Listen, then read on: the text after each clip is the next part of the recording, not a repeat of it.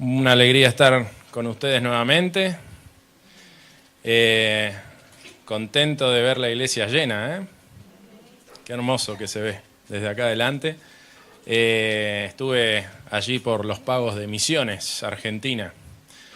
Ahí colindando con Brasil, Paraguay, triple frontera, cataratas del Iguazú. Clima bastante caluroso, que a mí, bueno, mucho no me gusta el calor, pero primera vez que voy en invierno, así que contento. Siempre fui en verano. Así que estuvimos ahí con Gabrielito, con mi esposa, visitando ahí a mi suegra y a la familia ahí, a mi suegro también, que está toda la familia al lado de mi señora, de Stephanie, está ahí en Misiones. Y bueno, de paso Gabrielito también conoció ahí Misiones, que no había ido nunca. Muy bien. Esta mañana le puse título a este mensaje y terminé poniéndole algo así como la guía divina. Hoy no hay PowerPoint, no traje PowerPoint porque dije no, vamos a hacerlo a la antigua. Pero es un tema que vengo reflexionando hace un tiempo ya. Me costó, digamos, ver cómo lo abordo, porque era como, bueno, tenía como muchos ejemplos en la Biblia, entonces era como complejo, porque como lo estuve analizando, estuve viendo en el Antiguo, en el Nuevo, y hay para hablar muchísimo, pero dije, me voy a quedar con el que más me hizo mella en este estudio, a mí personalmente, y es con Gedeón. Así que hoy no vamos a ver nada del otro mundo, no se crean que esté algo bastante que creo que todos hemos pasado y que yo lo he vivido especialmente siendo que soy extranjero, es decir, vengo de otro país, planes en planes fuertes, ¿no? de que uno tiene que tomar decisiones fuertes. Y entonces siempre mi inquietud era, Señor, mostrame. O cómo sé yo, dame algo firme, así, claro, de sí, anda para allá. No, anda para el otro lado. La voluntad de Dios, la guía divina esta, que Dios nos guía, ok, Dios nos guía, pero ¿cómo sé yo, cómo puedo tener yo esa tranquilidad de que Dios me guía, ¿no? Y creo que todos nos hemos encontrado en esta disyuntiva, ¿no? En esta encrucijada. Y a veces cuando uno pregunta o está comentando con otra familia, cristiana por supuesto, a veces como que yo empecé a notar que a veces caemos un poco como en los amigos de Job, ¿no? Como que decimos, cuando nos mandamos por ahí empezamos a ir para un lado y preguntamos y nos dice, y pasa que si te está pasando esto y el otro, y quizá Dios te está cerrando la puerta porque... Y después consultamos con otro y te dice, no, pero fíjate tal personaje bíblico, si, no sé, Abraham, si Abraham se iba a fijar en los problemas que tenía y Dios le estaba cerrando la puerta para todo, porque tenía problemas por todos lados. Y entonces uno se queda con, bueno, entonces, pero me cierra la puerta, me la abren, ¿qué quedamos? ¿Cuál es? ¿Qué patrón puedo tomar yo? ¿O cómo puedo analizar la situación de tal forma que yo tenga claridad de cuál es la voluntad de Dios? Y la realidad es que cuando uno va a la Biblia tiene ejemplos, por supuesto, pero tenés ejemplos de todo. Entonces, para uno le cerró la puerta, para el otro fue una abertura de puerta. Entonces, como que decís, ¿en qué quedamos? Si yo voy con uno, me lo va a defender por un punto de vista, es A, el otro me va a decir es B. Entonces ahí empecé yo a estudiar un poco, porque siempre termino en ese membrillo. Y entonces me pareció ideal la historia de Gedeón, porque si lo analizamos en la historia de Gedeón, como vamos a ir analizándola, encontramos varias cosas que uno podría preguntarse, ¿por qué a este sí, por qué a este no?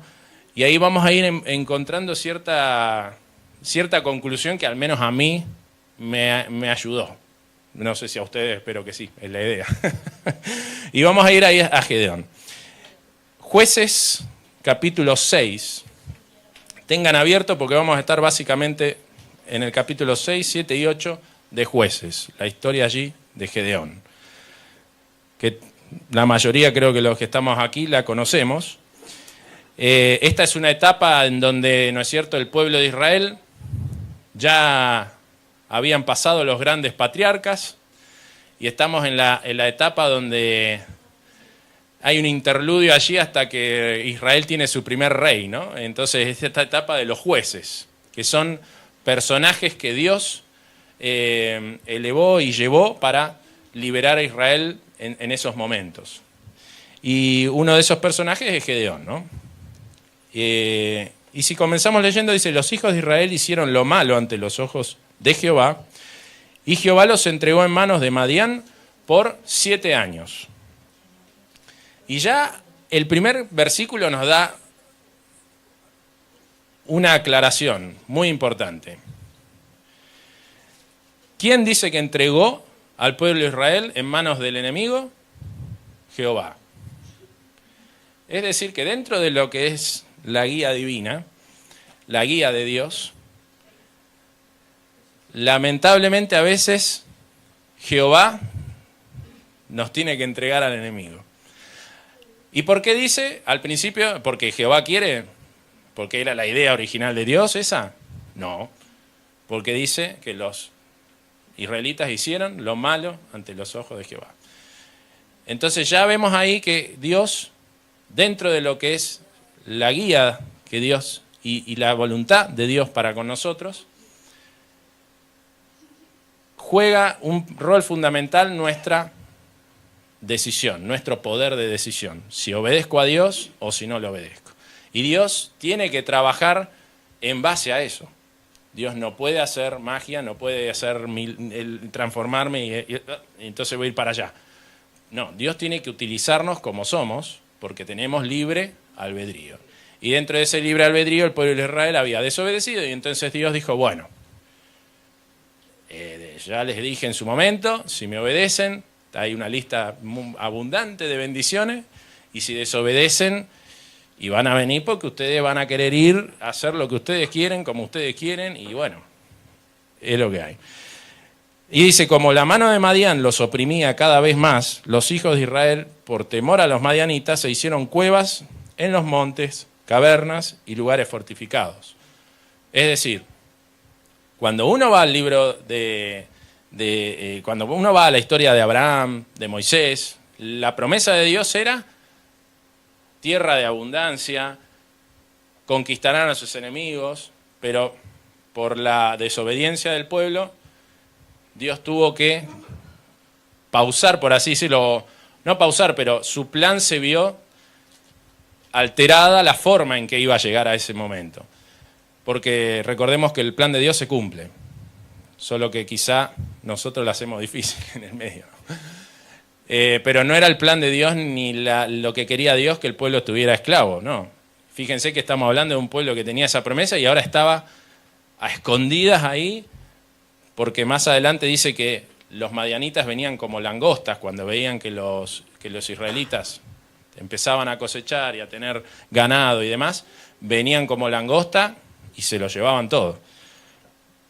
Dice allí, ¿no? Dice, con sus tiendas, sus ganados, subían como una inmensa nube de langostas. Ellos y sus camellos eran innumerables y venían a la tierra para devastarla. De este modo se empobrecía Israel en gran manera por causa de Madián. Y los hijos de Israel clamaron a Jehová.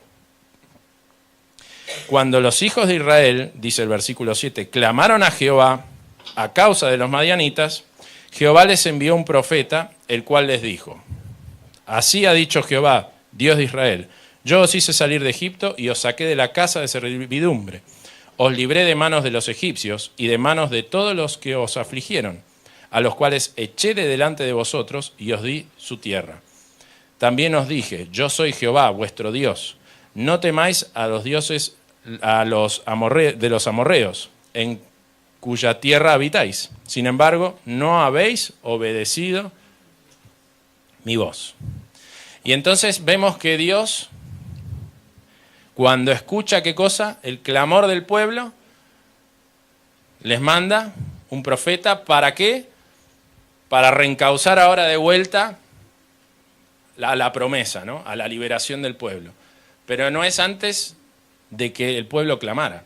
Es decir, la voluntad de Dios se iba a hacer viva y realidad en ese pueblo si ese pueblo clamaba y se volvía a los caminos de Dios.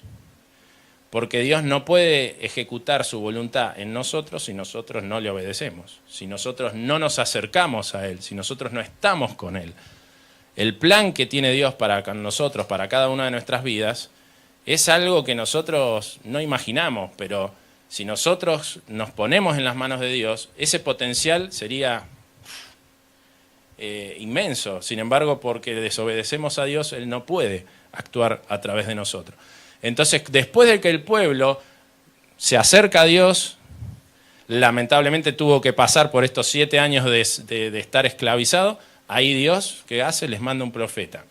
El profeta es interesante, acá abro paréntesis, pero el profeta, ¿de qué les habla? De la liberación. Les recuerda de sus patriarcas, de cómo Dios los había liberado. Eso se repite mucho en la Biblia, no sé si se dieron cuenta, ¿no? Fíjense la defensa de Esteban, cuando Esteban es apedreado, antes de ser apedreado, ¿qué hace Esteban con los fariseos? Les empieza, señores, con todo respeto, les habla, ¿no? Y les empieza a contar desde Abraham hasta, ¿no es cierto? Como siempre la Biblia nos va recordando eso. Dios siempre utiliza las experiencias anteriores para que nosotros entremos en confianza, ¿no? Y recordemos lo que Él. Yo lo saqué, dice, pero ustedes me desobedecieron mi voz, dice.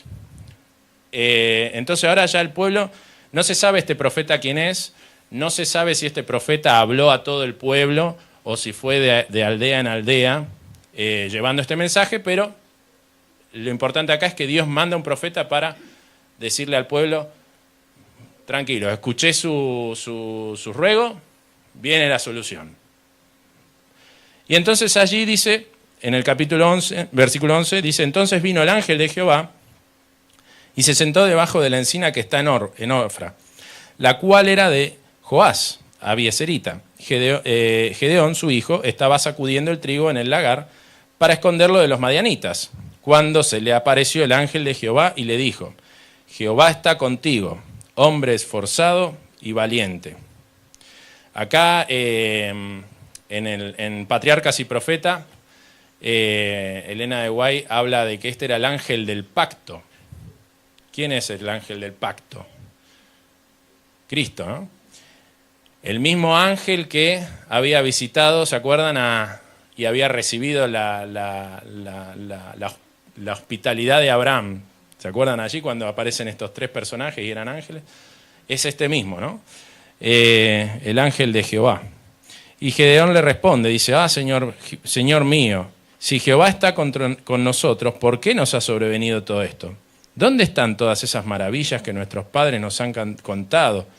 Decían, ¿no nos sacó Jehová de Egipto? Y ahora Jehová nos ha desamparado y nos ha entregado en manos de los madianitas. Mirándolo Jehová le dijo, ve con esta tu fuerza y salvarás a Israel de manos de los madianitas. ¿No te envío yo? Gedeón le respondió de nuevo, Señor mío, ¿con qué salvaré yo a Israel? He aquí que mi familia es pobre en Manasés, y yo soy el menor de la casa de mi padre. Jehová le dijo, ciertamente yo estaré contigo, y tú derrotarás a los madianitas como a un solo hombre. Él respondió, yo te ruego que si he hallado gracia delante de ti, me des señal de que has hablado conmigo. Te ruego que no te vayas de aquí hasta que vuelva a ti y saque mi ofrenda y la ponga delante de ti. Jehová le contestó, yo esperaré hasta que vuelvas. Gedeón hace algo muy típico, ¿no? Dame una señal.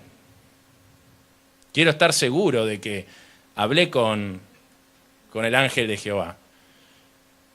Es interesante ver que después en la Biblia dice Jehová directamente, ya no dice el ángel de Jehová, ¿no? Dice a Jehová, le dijo Jehová. Pero es interesante que Gedeón pide una señal. A veces me ha pasado que pedimos señal, ¿no? Decimos, bueno, y pensamos, a ver, ¿qué puedo pedir de señal, no? Y tenés que pensar en algo que sea relativamente difícil, porque si no, estamos complicados. Sino después vamos a ver ahí que Gedeón hace de vuelta un pedido. Pero, por un lado, tenemos a veces que queremos tomar como señal Esto de Dios me está cerrando la puerta porque tengo X conflicto y no se me está dando tal cosa. Pero también a veces podemos pedir una señal como la que está pidiendo acá. Señor, mostrame. Si tal cosa, yo voy a saber que esa es tu voluntad. Entonces hay varios, pero a veces cuando hablamos esto con alguien, a veces puede pasar que somos medio osados, ¿no? Medio como que nos falta fe, y entonces como que queremos, bueno, Señor, si ahora, justo ahora, el semáforo se pone en verde, quiere decir que, y medio que jugamos como parece como una timba, como bueno, sí, medio a la suerte. No sé si se entiende a lo que voy, ¿no? Por eso es sumamente sabio Dios, porque vamos a llegar a la conclusión de que esto es como educar a un hijo. No hay un manual, no es 2 más 2, 4. No es llegar y, bueno, agarro el consejo de él y sigo ese consejo y me va a funcionar a mí. No, Dios es sumamente sabio y vamos a ver que cada uno de nosotros va a conocer la voluntad de Dios en la medida en que yo me acerque a Dios. Por supuesto que la palabra de Dios nos sirve para tener ejemplos, por supuesto que la palabra de Dios nos sirve para saber cómo me acerco a Dios, por supuesto que Dios habla a través de su palabra, por supuesto pero eso lo vas a saber vos, en tu interior. Así como la salvación es personal, ¿no es cierto? Decimos. No hay un ejemplo en la Biblia que se vaya a decir, yo voy a hacer este ejemplo, este se aplica a mí y este es así. No, porque cada uno de nosotros es único, Dios nos hizo únicos. Y Dios hizo esto a propósito porque dice, no, mirá, hasta que vos no te acerques hacia mí y tengas una relación especial e íntima conmigo, yo te voy a ir a decir y vos vas a tener clara la película, pero porque vas a estar en una relación íntima conmigo. No porque fulano te dijo si se te cerró la puerta o porque tenés un problema allá o porque cada uno de nosotros lo va a saber en base a la relación que tengamos con Dios. Y entonces sigue el relato, ¿no? Dice que Gedeón le trae, ¿no es cierto? Hay un altar ahí y dice que pone un caldo, pone pone levadura, harina, de todo, ¿no? Carne. Recordemos que estamos en una situación, en un contexto donde no había abundancia, donde estaban naciendo todo a escondidas. Entonces no había una abundancia y sin embargo Gedeón dice ahí en el comentario bíblico, trae más o menos como unos 22 kilos de harina, de efa y qué sé yo qué cuánta cosa más. Es decir, Gedeón le estaba dando realmente todo lo que tenía, lo mejor para esta ofrenda. Y dice, extendiendo el ángel de Jehová en el versículo 21, su cayado que tenía en su mano, tocó con la punta la carne, los panes sin levadura y subió fuego de la peña. ¿No es cierto? Y el cual dice, consumió la carne, los panes sin levadura. Luego del ángel, dice, desapareció de su vista, y entonces allí Gedeón, ¿no es cierto?, dice, oh, Señor Jehová, he visto al ángel de Jehová cara a cara. Y se le da miedo, ¿no?, porque él conoce allí lo que se dice al respecto de que quien vea al ángel de Jehová, ¿no?, el de cara a cara. Pero Jehová le dijo, la paz sea contigo, no tengas temor, no morirás. Y fíjense qué interesante que Gedeón edifica allí un altar a Jehová y lo llama Jehová Shalom. Es decir, es algo así como decir la paz de Dios, ¿no? Y yo hace mucho prediqué de la paz de Cristo. Y acá quiero ya ir resaltando este punto. ¿Ya habían sido liberados? No. ¿Gedeón tenía idea de qué iba a pasar? Tampoco, porque todavía no se le revela nada a Gedeón. Simplemente se le dijo que mediante su mano y su fuerza, ve con esta fuerza, le dijo, ¿no es cierto?, y liberarás a Israel. Pero Gedeón todavía no tenía ni idea de cómo iba a ser, ni de nada. Y no habían sido liberados, todavía estaban siendo esclavizados. Sin embargo, él hace un altar y dice, le pone la paz de Dios. ¿Y por qué le pone ese nombre? Porque ya Gedeón tuvo esta señal y supo que había hablado con Jehová.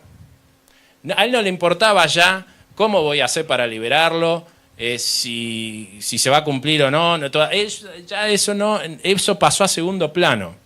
Él ahora tenía la certeza de, hablé con Jehová y es Jehová el que me está hablando. Él tenía certeza de la guía que estaba teniendo, que él estaba ahora siguiendo y obedeciendo algo que le había dicho Dios. Y por eso vino la paz a él. Y esa es la paz que nosotros necesitamos. Esa paz, esa tranquilidad de saber, estoy en los caminos de Dios. Mi futuro, yo tomo decisiones grandes, pequeñas, pero si las tomo en las huellas de Dios, siguiendo el camino de Dios, yo lo voy a hacer con tranquilidad y con paz. Todavía no había acontecido nada, pero sin embargo ya en eso Gedeón tenía cierta paz. Ahora, esa misma noche dice que Jehová le dice, toma un toro del hato de tu padre, el segundo toro, el de 7 años, y derriba el altar de Baal que tiene tu padre. Corta también la imagen de acera que se halla junto a él, y edifica altar a Jehová, tu Dios, en la cumbre de este peñasco, en lugar conveniente. Toma después aquel segundo toro y sacrifícalo en holocaustos, con la madera de la imagen de acera que habrás cortado. Y acá viene otra cosa. Muchas veces las situaciones en las que nos encontramos no son producto de nuestro. A veces las recibimos de rebote, como decimos. ¿Qué estaba pasando acá? El padre de Gedeón era parte de estas personas que estaban en la idolatría y tenían esta imagen de Baal. Entonces lo primero que le dice a Gedeón es, Dios le dice, tenés que limpiar tu casa de cualquier imagen, adoración, lo que sea, hay que limpiarlo. Entonces Gedeón, acá dice por temor, pero lo encara más cuando uno ve el espíritu de profecía, Elena de White, ¿no? y el comentario, es un temor de inteligencia, ¿no? Él dice, no voy a ir de día, porque él está con sus siervos, qué sé yo, y entonces él toma 10 y se van de noche.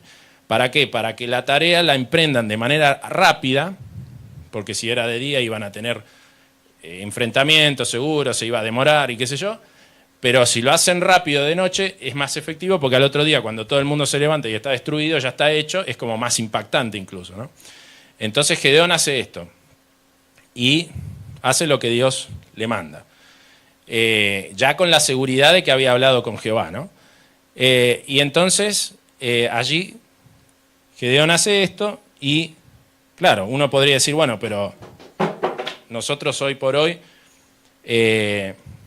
no tenemos, digamos,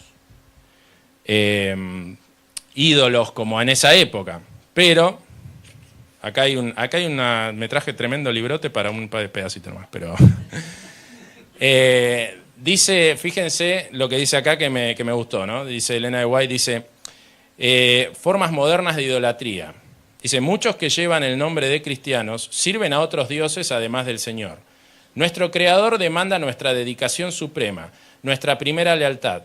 Cualquier cosa que tienda a disminuir nuestro amor por Dios o que interfiera con el servicio que le debemos, se convierte en un ídolo. Los ídolos de algunos son sus tierras, sus casas, sus mercaderías. Las actividades comerciales se emprenden con celo y energía, mientras que se deja en segundo plano el servicio de Dios. Descuida el culto familiar, se olvida de la oración secreta.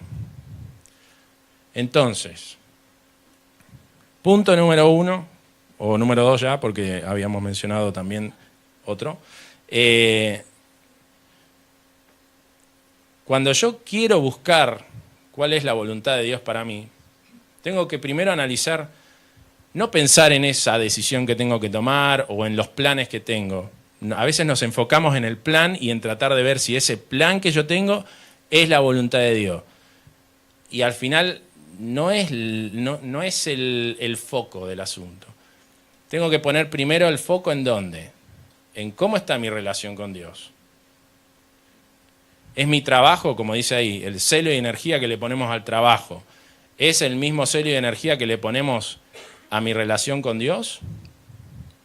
Gedeón tenía una tarea importante acá. Gedeón tenía que agarrar y derribar cualquier ídolo que estuviera sacando de foco, ¿no es cierto?, allí a su familia.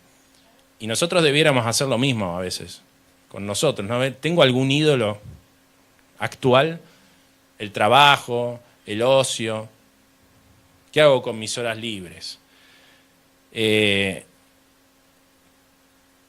Yo, por ejemplo, sé que trabajo mucho y tengo que trabajar en eso, valga la redundancia.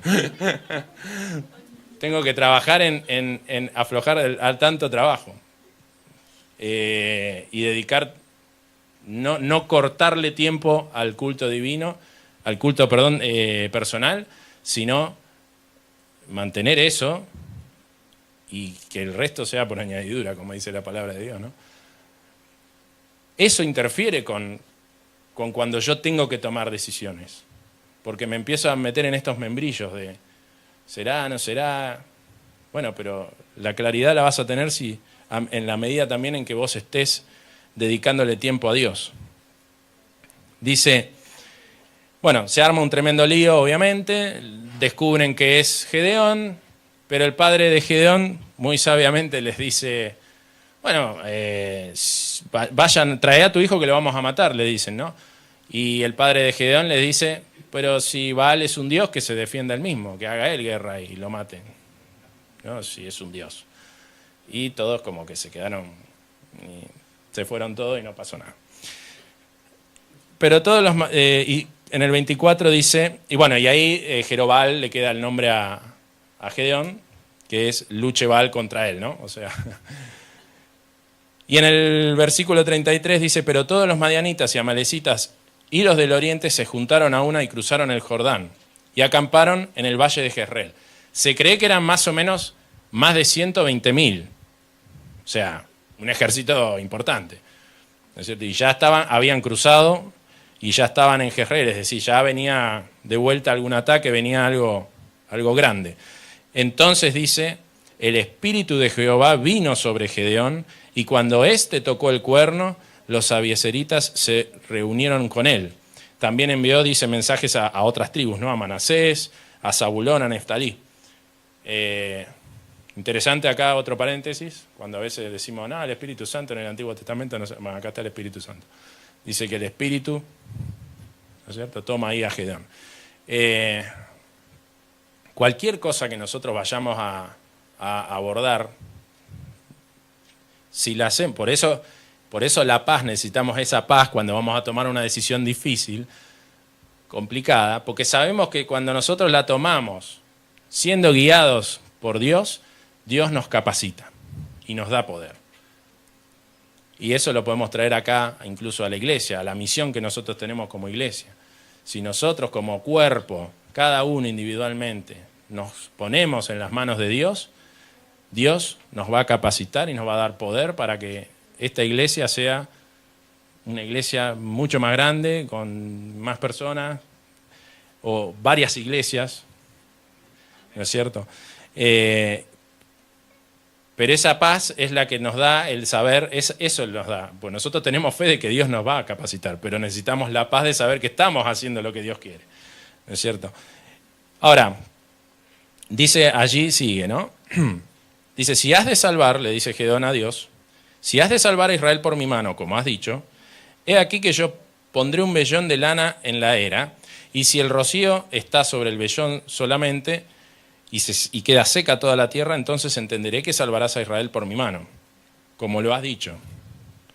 Y ahí me viene la primera cosa. ¿Pero cómo?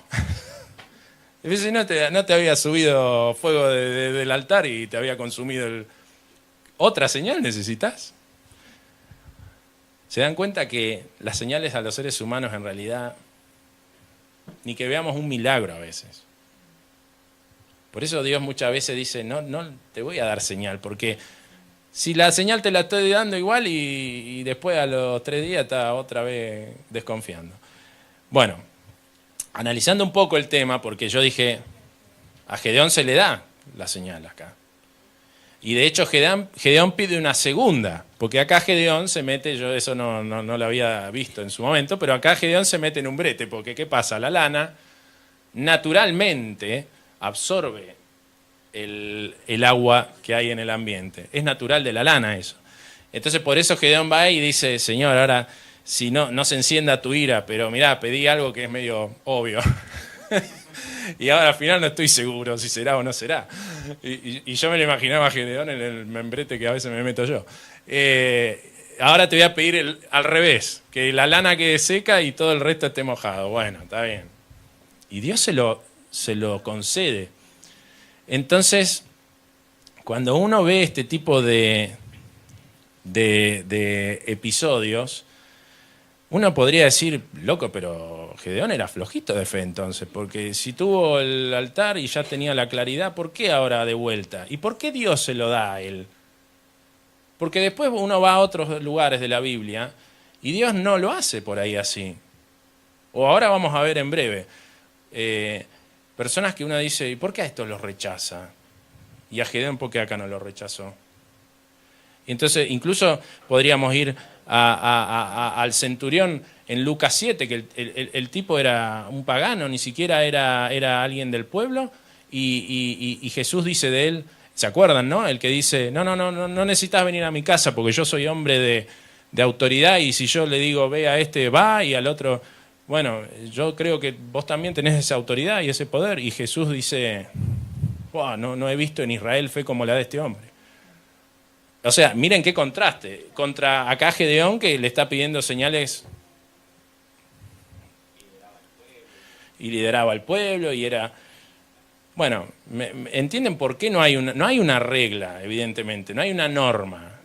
Esto es según la sabiduría de Dios.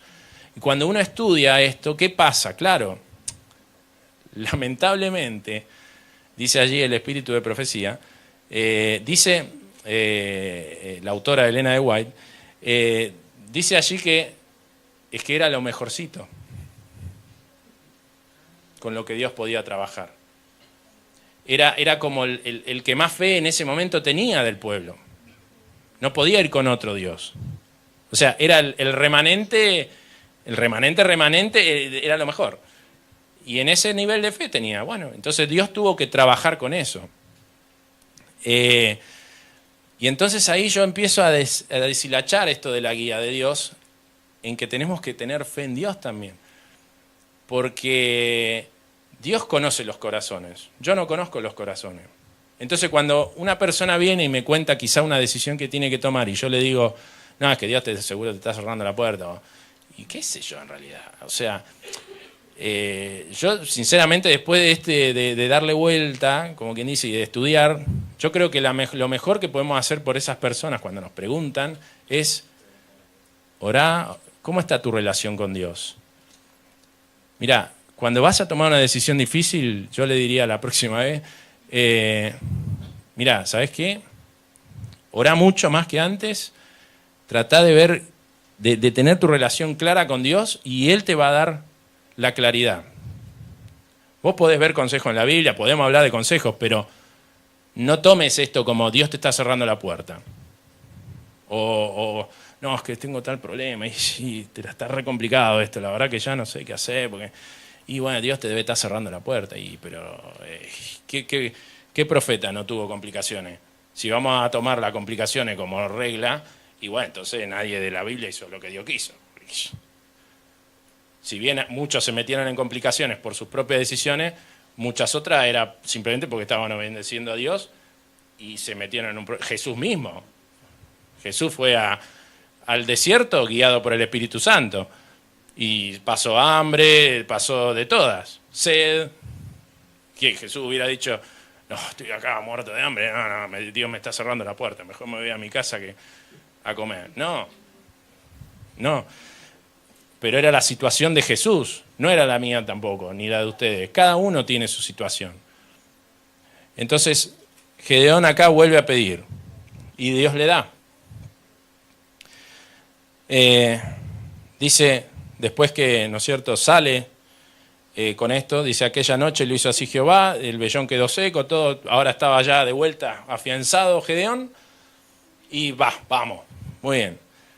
Ahora Jehová le dice a Gedeón, dice, ustedes son 35, eran más o menos 35.000 los que tenía Gedeón. Dice, no, es mucha gente, dice. Así que le dice ahí en el versículo 3, hay mucha gente contigo para que yo entregue a los madianitas en tus manos, pues Israel puede jactarse contra mí diciendo, mi mano me ha salvado. Miren cómo ya los conozco, dijo. Dios ya sabe los corazones, ¿no?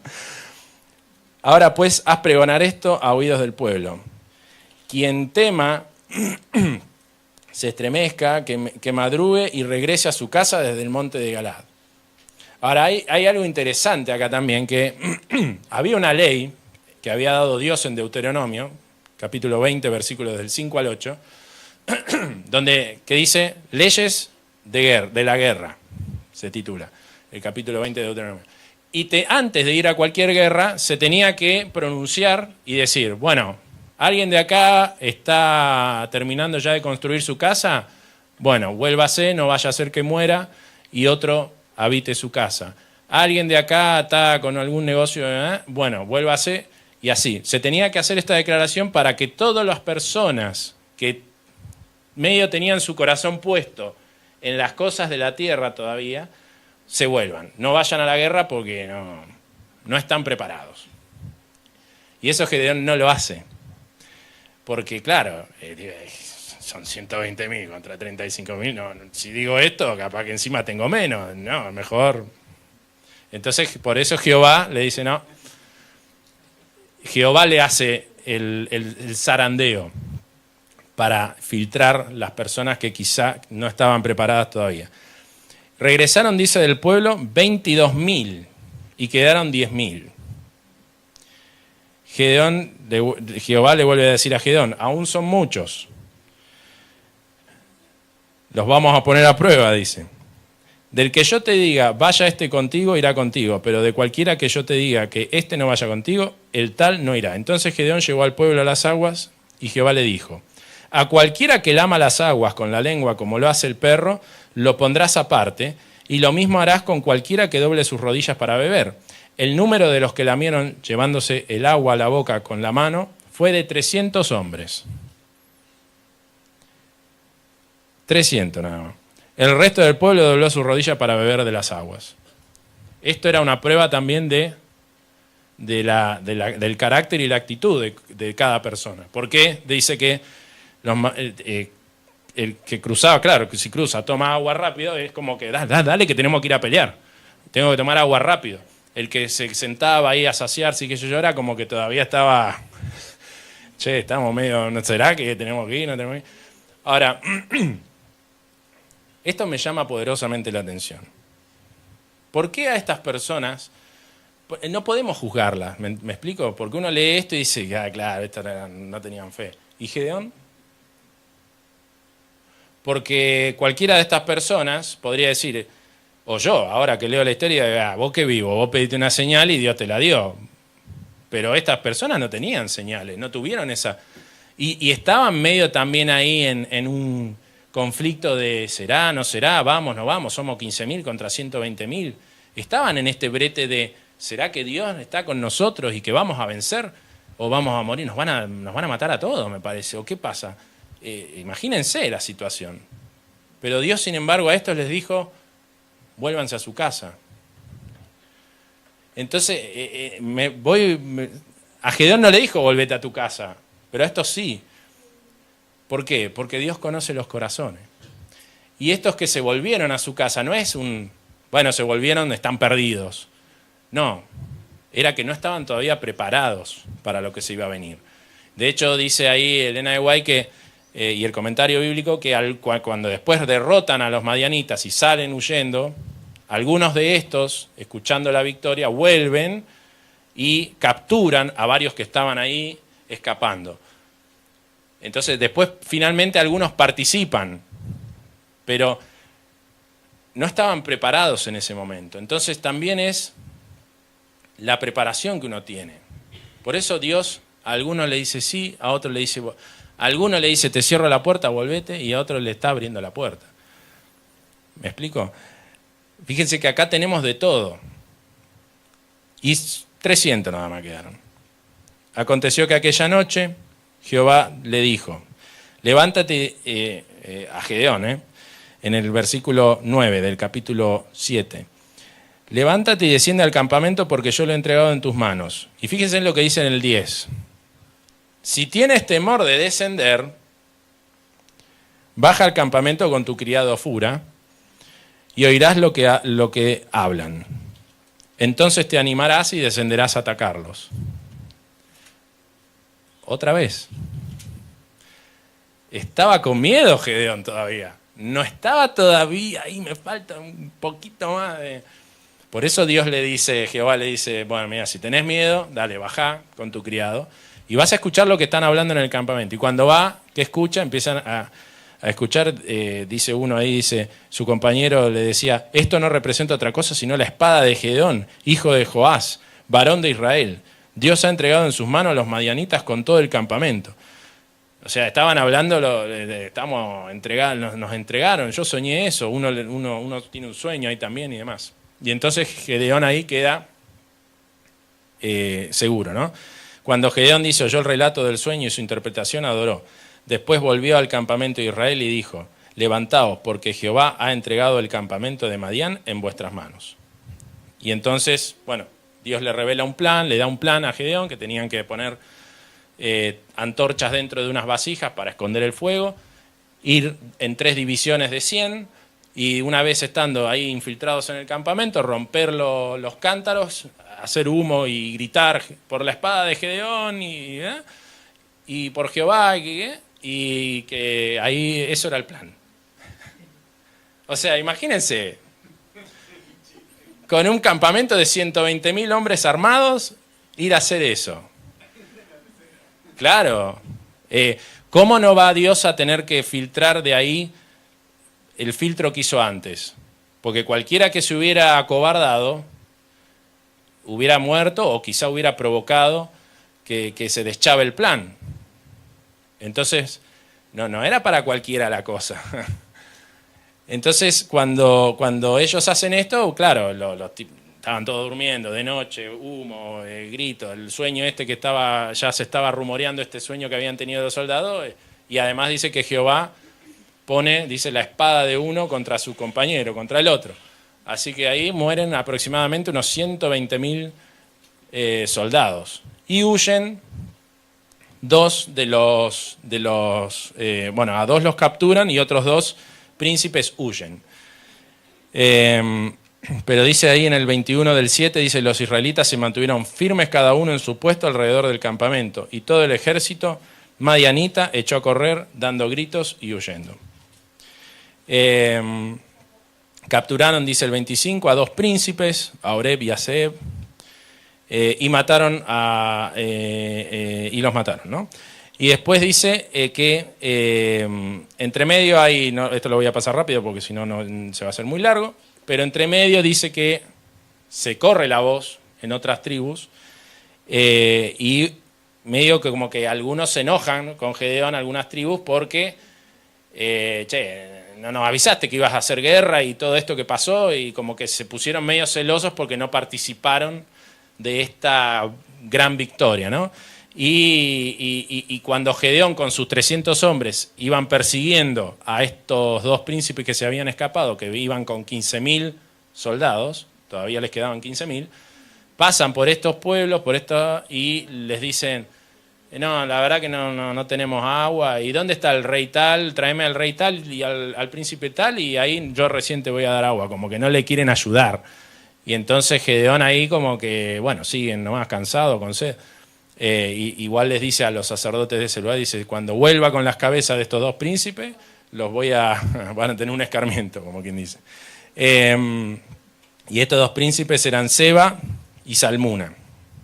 Ahora, fíjense que acá nos da una pauta en el 8:18 de que de esto que yo les venía hablando del plan de Dios, ¿no? De la guía de Dios. Fíjense en el 18, dice, luego dijo Seba a Salmuna, ¿qué aspecto tenían aquellos hombres que matasteis en Tabor? ¿No? Le está diciendo a estos príncipes. Ellos le respondieron, como tú, así eran ellos, cada uno parecía hijo de rey.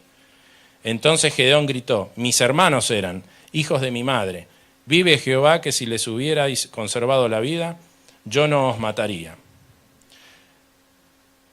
Es decir, Gedeón y su familia ya venían peleando con los madianitas de antes. Ya había un enfrentamiento allí, tal que mueren los hermanos de Gedeón. Pero me llama la atención que les dice que tenían apariencia de príncipes, como tú, le dicen a Gedeón. Es decir que la familia de Gedeón, sus hermanos, eran personas rectas, honrosas, porque cuando se le dice apariencia de príncipe, en esa época era como más, no solo la apariencia física, sino también el comportamiento, el carácter, un carácter íntegro, ¿no? Y entonces, claro, Gedeón, ahí nos damos cuenta que ya de antes, de mucho, yo me lo veo maquinando cómo vamos a hacer para librarnos de estos madianitas, porque ya venían guerreando, venían perdiendo, evidentemente. Y por eso Gedeón tiene esa conversación y le dice, ¿y dónde están las promesas de que nos vas a liberar? Si acá estamos todavía esclavos, porque ya había antes guerra. Y la gran decisión de Gedeón y el gran objetivo de Gedeón era cómo voy a librar yo a mi pueblo, o cómo me voy a librar de los madianitas. Y así nosotros nos ponemos a veces muchas metas, o muchos planes grandes. Pero fíjense que el de Gedeón, antes, Dios le tuvo que decir, esperá, hay que limpiar la cosa primero. Y ahí sacan la idolatría de su familia, la corta de cuajo del padre, porque todo eso estaba afectando. Y ahí vemos que después, estaba tratando él, luchando, guerreando, y no lo lograba. A veces nos concentramos tanto en el objetivo de lo que queremos lograr que nos olvidamos de lo otro. Y fíjense que evidentemente a Gedeón le estaba flojito de papeles, porque tuvo varias veces que Dios, bueno, si tenés miedo, bueno, y había visto milagros, evidentemente faltaba todavía preparación para poder lograr eso. Finalmente lo iba a lograr, pero estaba muy enfocado en eso, pero desenfocó, sacó el foco de lo otro. Ahora, como dice también en una parte el Espíritu de Profecía sobre otro libro, sobre otro acontecimiento, el que seamos guiados por Dios no implica infalibilidad, dice. Que no es que vamos a ser infalibles porque Dios nos guía. Porque si uno sigue leyendo, después de esta gran victoria, donde Gedeón incluso le dice, miren lo que dicen ahí después, dice, una vez que ya mueren Seba y Salmuna, mueren los dos príncipes que quedaban de los madianitas, dice que los israelitas, en el versículo 22 del capítulo 8, le dicen a Gedeón, sé tú nuestro Señor, y también tu hijo y tu nieto, pues que nos has librado de las manos de los de Madián. Pero Gedeón respondió, no seré Señor sobre vosotros, ni lo será mi hijo. Jehová será vuestro Señor. Es decir, una teocracia, es decir, lo que Dios quería. Bien Gedeón ahí. Muy bueno. Siguiente versículo. Y añadió, y acá, quiero haceros una petición, que cada uno me dé de los zarcillos de su botín, pues traían zarcillos de oro porque eran ismaelitas. Ellos respondieron, de buena gana, te lo daremos, y tendiendo un manto, echó allí cada uno de los zarcillos de su botín. El peso de los zarcillos de oro que pidió, bueno, 27. Gedeón dice que ¿qué hizo con esto? Un éfod, que mandó guardar en su ciudad de Ofra. Y todo Israel, dice, se prostituyó tras ese éfod en aquel lugar, el cual se volvió tropezadero para Gedeón y su casa. Muchas veces tenemos buenas intenciones, porque la de Gedeón era una buena intención. Cuando uno lee el complementario y Elena de White, dice que él, claro, viendo que su familia se había metido en la idolatría y viendo él que a él se le había dado como este milagro del primer sacrificio que él hace, la primera ofrenda que desciende, el ángel hace ascender, fuego del altar, él se la creyó medio como que eso era, me está diciendo que yo tengo que tomar acá la parte liderar la parte sacerdotal de mi casa y ser sumo sacerdote, hacer lo mismo que hacía el sumo sacerdote. Sin embargo, eso sabemos que no, el mandato era que tenían que ser descendientes de Aarón.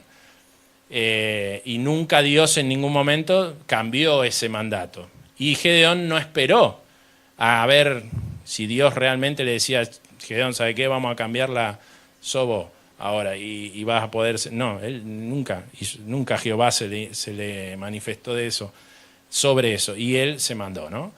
Y entonces, ahí ¿qué pasó? Los planes del hombre sobre lo que Dios quería. Y ahí falla Gedeón, ¿no? Y dice que eso es tropezadero no solo para él, sino para su casa. Si ustedes siguen leyendo la historia, la casa de Gedeón la pasa terrible después. Sus 70 hijos son asesinados, queda uno solo, hay una interna ahí de guerras y demás. Tremendo, tremendo.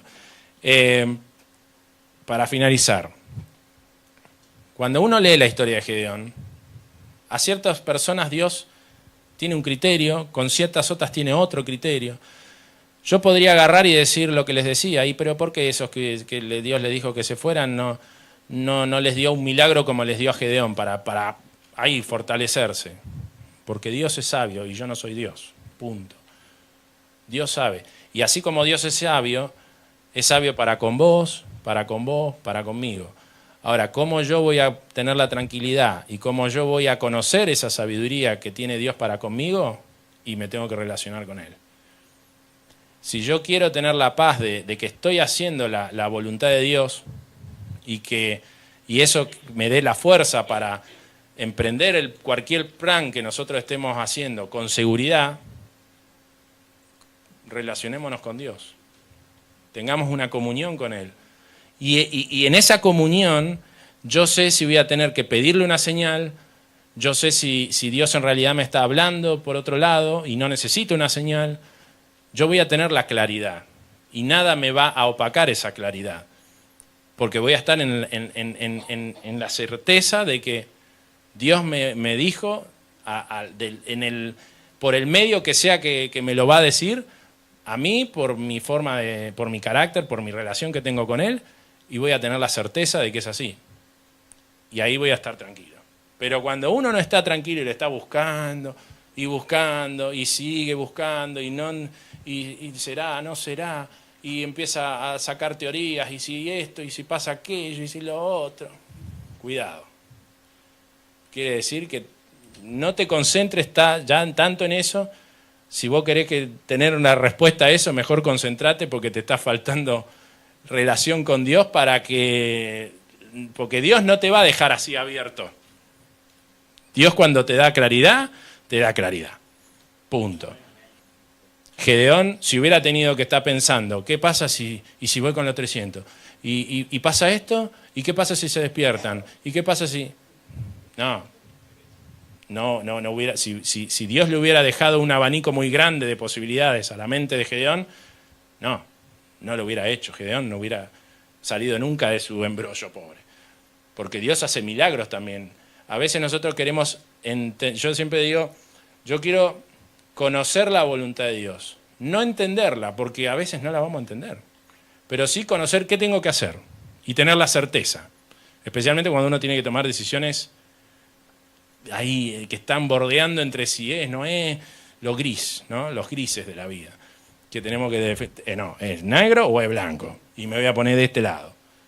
Especialmente los líderes, que a veces tenemos que tomar decisiones que me tengo que poner del blanco y es blanco, o me tengo que poner del lado del negro y es negro, y me la tengo que mantener y tener la certeza, porque va a venir un montón de gente que me va a decir, no, es blanco porque esto y esto y esto. No, es negro porque yo estudio la palabra de Dios, tengo una relación con Dios y estoy seguro de que Dios me dice, es por acá. Y me mantengo firme, como la brújula al polo, ¿no? Dice Elena de Guay. Espero que, les haya ayudado un poco y que Dios les bendiga y gracias por haber escuchado en esta mañana.